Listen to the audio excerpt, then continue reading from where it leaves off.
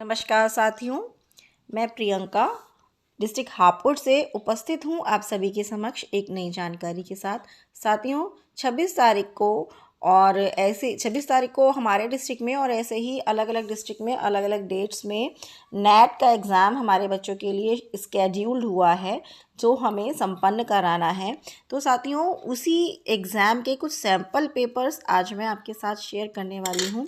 ये क्लास 1 का sample paper है और किस तरह से ये एग्ज़ाम कंडक्ट कराना है टीचर्स के लिए निर्देश पूरे क्लियरली इस पर लिखे हुए हैं। आप यहाँ पर देख रहे हैं, यहाँ 6 प्रश्नों के सैंपल दिए गए हैं। पहला प्रश्न है जिसको बच्चों को पढ़ना है और हमें सही पढ़ा या गलत पढ़ा टीचर को इस प्रश्न पत्र को पहली क्लास के प्रश्न पत्र को टीचर को ही इंडिविजुअली व्यक्तिगत रूप से हर बच्चे को कराना है और फिर उसका सही आंसर अगर उसने सही पढ़ा तो उसका जो ओएमआर शीट में गोला भरना है और अगर उसने नहीं गलत पढ़ा तो गोले को छोड़ देना है, खाली भरना ही नहीं है। इसी तरह प्रश्न 2 है, 2 अक्षर वाले शब्द इसमें लिखे हुए हैं वाक्य में। प्रश्न नंबर 3 में प्लस का सवाल दिया गया है, 4 में भी प्लस का सवाल दिया गया है। प्रश्न नंबर 5 और 6 में माइनस के सवाल दिए गए हैं। साथियों अब इसके बाद ये है कक्षा 2 का सैम्पल पेपर। प्रत्येक पेपर में जो है क्लियर निर्देश दिए गए हैं और इनको पढ़ने के बाद ही हमें अच्छे से पेपर शुरू कराना है।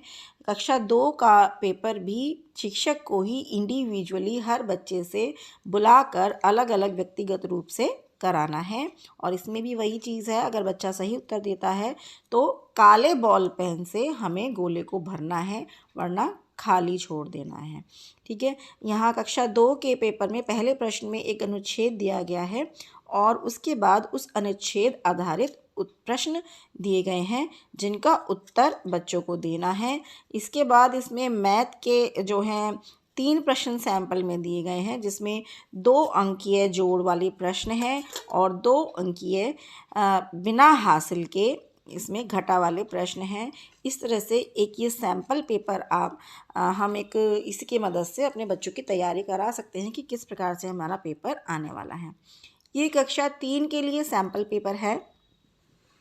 निर्देश बिल्कुल इसमें भी स्पष्ट दिए गए हैं और वही बात है कि प्रश्न अगर सही उत्तर देते हैं तो गोला भरना है वरना नहीं भरना है। पहले प्रश्न में अनुच्छेद दिया गया है, अनुच्छेद आधारित कुछ प्रश्नों के उत्तर पूछे गए हैं। 4 उत्तर दिए गए हैं, सही उत्तर बच्चे को बताना है। प्रश्न नंबर 6 में 3 अंकों वाले जोड़ दिए गए हैं, हासिल वाले जोड़। और प्रश्न नंबर 8 में माइनस के सवाल, घटा के सवाल दिए गए हैं जो कि बोरो वाले सवाल हैं। और प्रश्न नंबर 10 और 11 में मल्टीप्लाई यानी टेबल्स दिए गए हैं, बहुत ही सरल हैं, 1 अंकीय हैं। तो इस तरह से साथियों ये सैम्पल पेपर्स आपके साथ शेयर कर रही हूँ। आशा है आप सबको इससे तैयारी कराने में मदद मिलेगी और मिलते हैं अगले वीडियो में क्लास 4 और 5 के सैम्पल पेपर्स के साथ।